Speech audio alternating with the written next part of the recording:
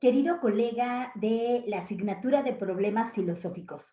Muy buen día y tengo una deuda contigo. Por eso estoy conectándome para platicar, espero brevemente, sobre algunos de los elementos importantes de este señor, muy importante, pero de veras muy importante. Generalmente cuando hablan de nuestro Jorge Wilhelm Federico Hegel, ¡prum!, hay redobles de campanas porque lo consideran así como artísimo importante. Obviamente, vamos a entender ahorita al final con la dialéctica por qué Marx lo retoma y lo renueva. Pero él también es como un representante en el siglo XIX sobre las implicaciones del idealismo a través de su idea del espíritu absoluto. Bueno, pues vamos a hablar rápidamente de Hegel.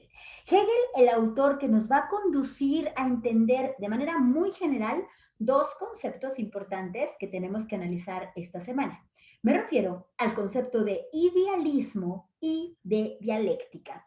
En particular sobre la dialéctica, vamos a escarbar un poquito en algo que me parece súper interesante, la dialéctica del amo y del esclavo. Así es que, comencemos. Vamos a ubicar que Hegel es un autor que sigue la tradición filosófica del idealismo. Él no la inventó.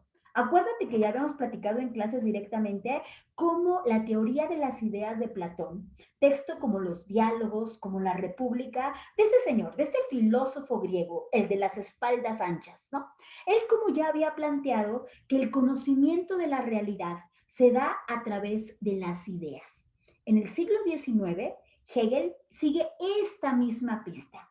Él tiene una vida que le permite acercarse a lo que en el video vas a ver con Feynman, José Pablo Feynman, que también habla bastante sobre el idealismo absoluto, a un espacio académico de la pequeña burguesía, donde se estaba buscando sistematizar, organizar, poner todo un cúmulo de conocimientos a pues, la vista de la gente. Aunque también hay que decirlo, no de cualquier gente, sino de aquellos que pudieran tener la posibilidad de acceder a ese gran espíritu. Y precisamente en este contexto es donde se inscribe la fenomenología del espíritu, uno de los textos más contundentes de nuestro autor, donde hace una serie de aseveraciones que a ver si podemos desmenuzar un poquito. Por ejemplo, lo real es racional, lo racional es real y todo es conocido, todo puede ser conocido a través de las ideas. Si me permites, vamos a revisar alguna laminilla que hable y que esquematice esto del idealismo absoluto.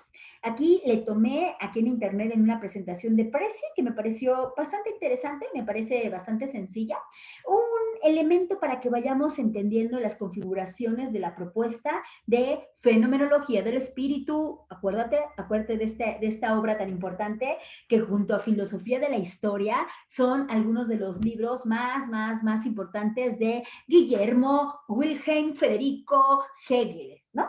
Bueno, entonces, como te decía, el idealismo nace de una postura, de una corriente filosófica que plantea que las ideas son sumamente importantes y la idea le da forma a la existencia.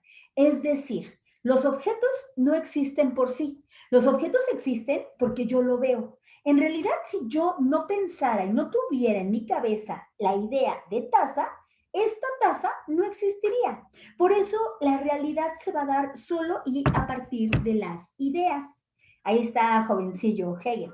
En ese sentido, esta idea que ya venía desde Platón, lo que él hace es entenderla desde una perspectiva histórica. Por eso el libro que te decía de Filosofía de la Historia, donde él quiere relacionar y conjuntar todo el espíritu de una época, el espíritu de los que él considera crearon la historia. Y en ese sentido, lo real y lo racional implica entender que sin lo real, lo racional, es decir, la mente, la razón, no existiría. Y lo real se produce a través de las ideas. Y las ideas y la razón se unen en una fusión para construir la historia. En ese sentido, esta historia tiene que pasar por varios procesos. Primero, entender que la verdad, un concepto que después va a ser muy discutido por Nietzsche, un concepto que el día de hoy la posmodernidad nos pone a prueba, pero para Hegel sí existe una especie de verdad. Una verdad que es la totalidad del mundo. Y esa totalidad del mundo se expresa a través de un espíritu. Pero para que lleguemos a ese espíritu, primero hay que entender que hay una naturaleza, hay un todo. Primer paso de cómo llegar hasta la totalidad. Entonces, primero a través de una naturaleza.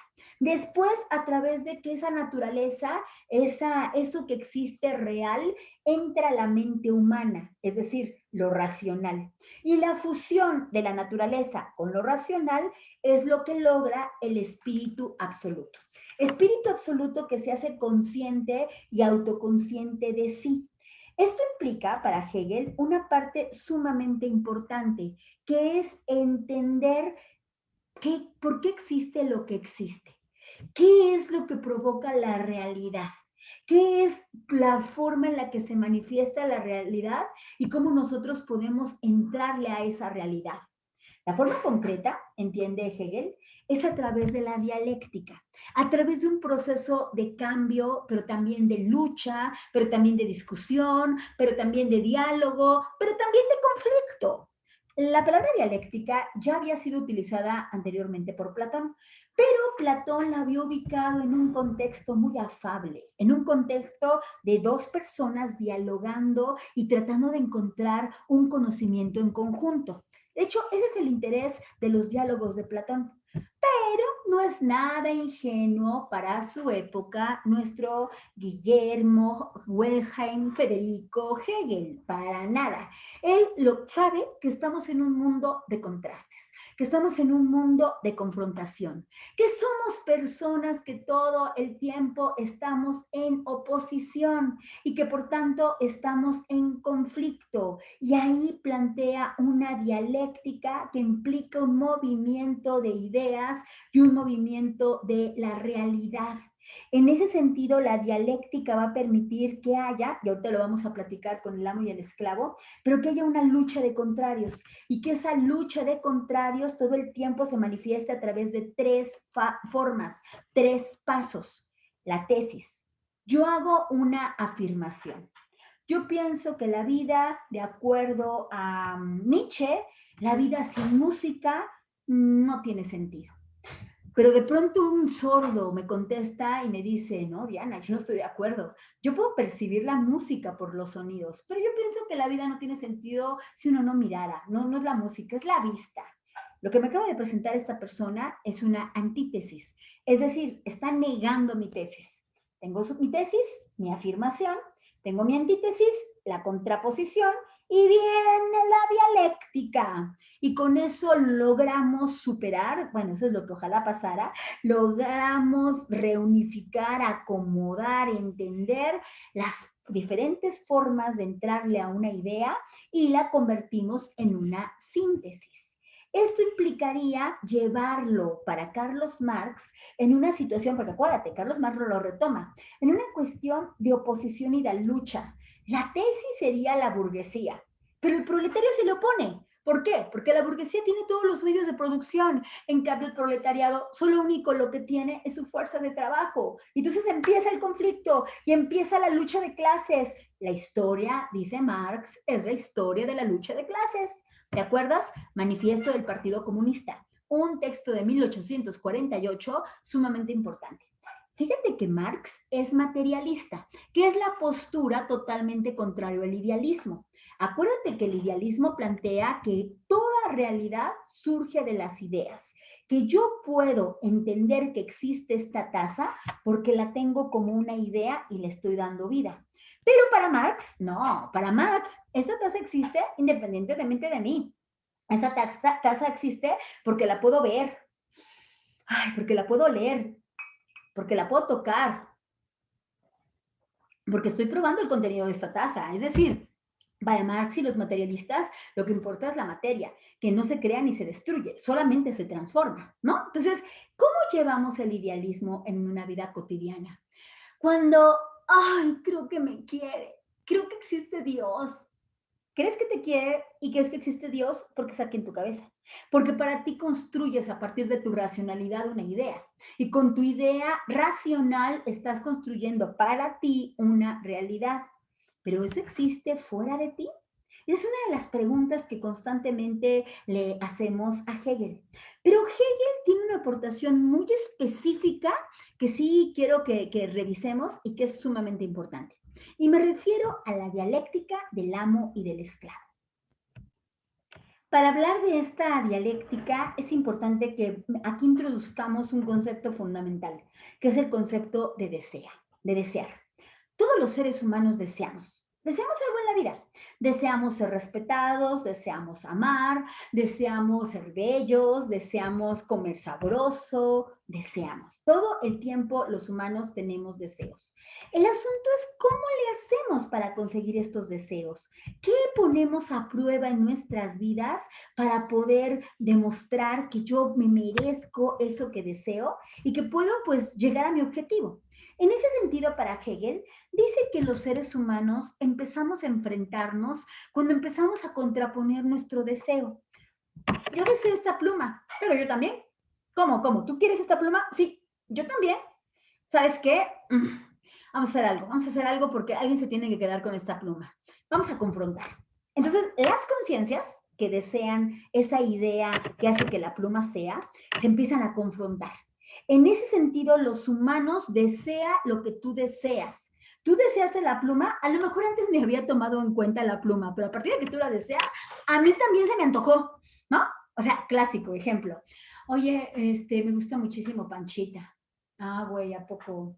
A lo mejor tú no habías visto a Panchita, pero pues, sí, güey, a mí también me gusta Panchita. ¿Qué, güey? A ver, vamos a ver quién le hace caso, ¿no? Ahí de alguna manera es un humano que desea los deseos del otro. Y nosotros nos diferenciamos de los animales porque los animales, según Hegel, desean, pero lo que desean es para satisfacer una necesidad, un instinto y ya. Pero nosotros somos sujetos deseantes, que todo el tiempo estamos en movimiento. Pero ¿sabes qué? Yo quiero algo bien importante. Yo quiero a la hora de desear y de ganar este deseo, yo quiero que tú me reconozcas que soy mejor que tú.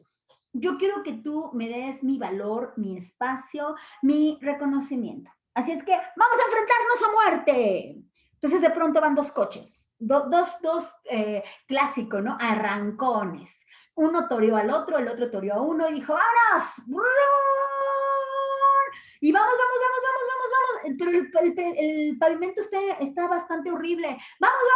Uno de ellos toma conciencia y dice, a ver, espérame, ¿sabes qué, güey? Nos vamos a matar. Espérate, güey, ya, eso se está pasando de lanza. No, güey, a la verga, vamos a morir. ¡Ah! Y de pronto el otro dice, ¿sabes qué, güey? Ahí muere. Ahí muere. Ya no quiero esto. Ya no quiero esto porque yo la verdad sí quiero mi vida. Yo sí quiero mi vida. Ah, güey, no. Ah, yo voy a parar hasta que me digas que pare, hasta que me reconozcas que yo soy el chingón y hasta que me digas que tienes miedo. Tienes miedo, ¿verdad? Tienes miedo. Y uno de ellos dice, sí, la neta sí tengo miedo. Y no es que te tenga miedo a ti, güey, pero es que no quiero morir. Ah, pues ¿sabes qué? Te me vas a someter. Ahí empieza el amo y el esclavo, donde uno tiene miedo de morir y antepone primero su temor a su deseo. Yo quería ganar esa carrera, pero ya me estoy dando cuenta que esto es peligroso, así es que prefiero mi miedo y mejor me doy por vencido a que mi deseo pues me lleve a la muerte. En ese sentido, me someto ante ti. Y como me someto ante ti, va, pues ya. Pero ¿eso qué tiene que ver con la cultura?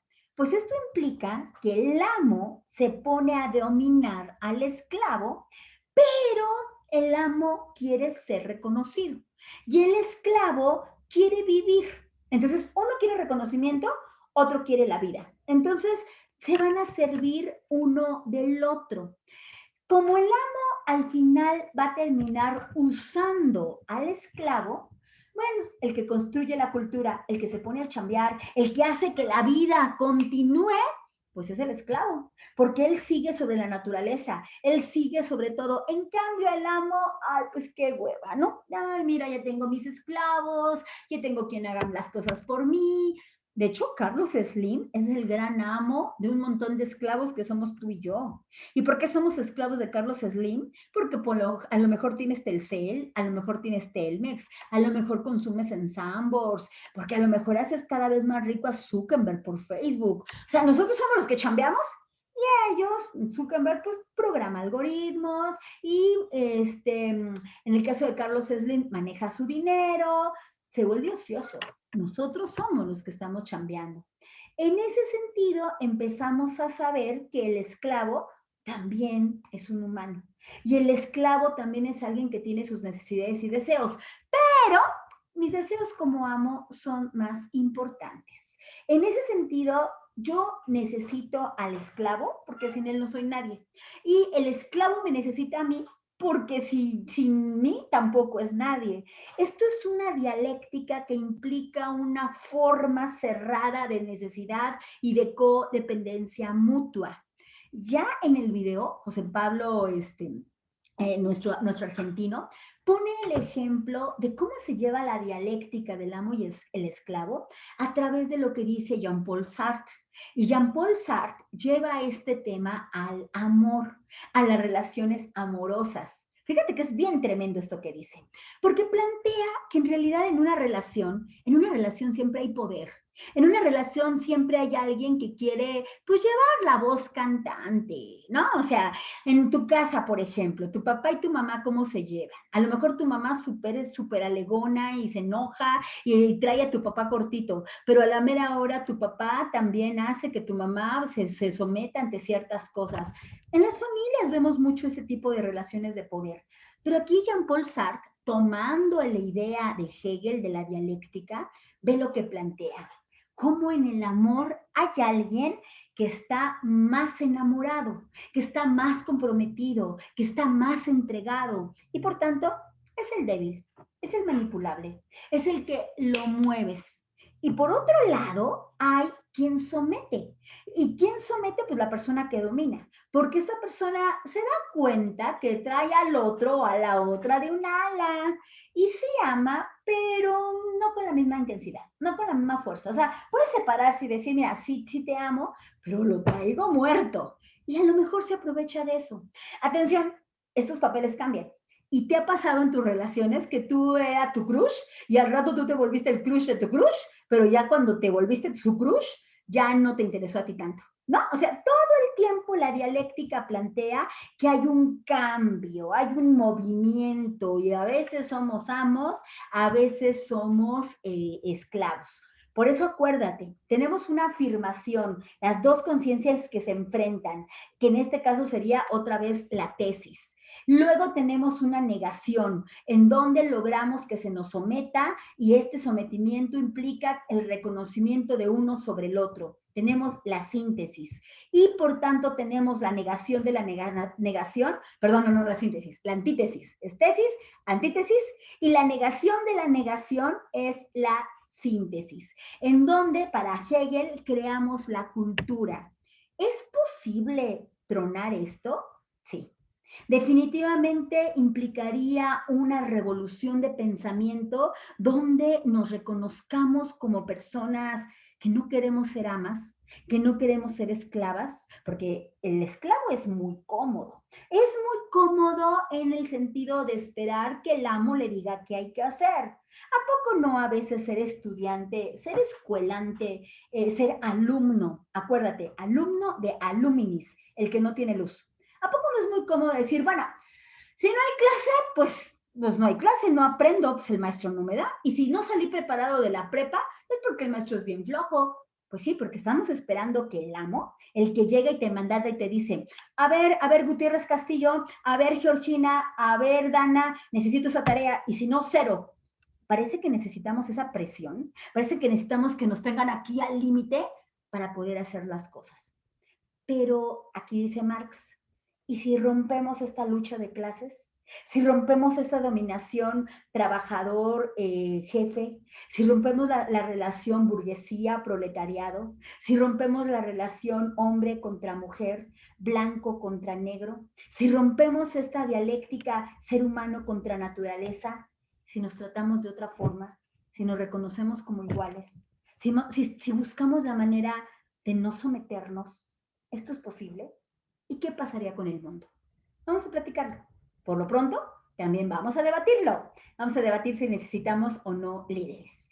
¿Ya ves? Sí fue cortito este video. Espero que te haya ayudado en suma, con todos los demás elementos que ya tienes, a sintetizar las ideas más importantes. Muchísimas gracias. Te veo muy prontito. Acuérdate, la próxima semana hay evaluación y espera que te voy a poner, a lo mejor si ya te tocó que tu grupo te diera los 10 puntos más importantes, ponte a estudiar. Si no, recuerda, por favor, preguntar lo más importante para que sea una guía del examen. Y no nos vamos sin poner aquí abajo, por favor, aquí abajo. Ponme un ejemplo de dialéctica en tu vida cotidiana. Un ejemplo de dialéctica en tu vida cotidiana.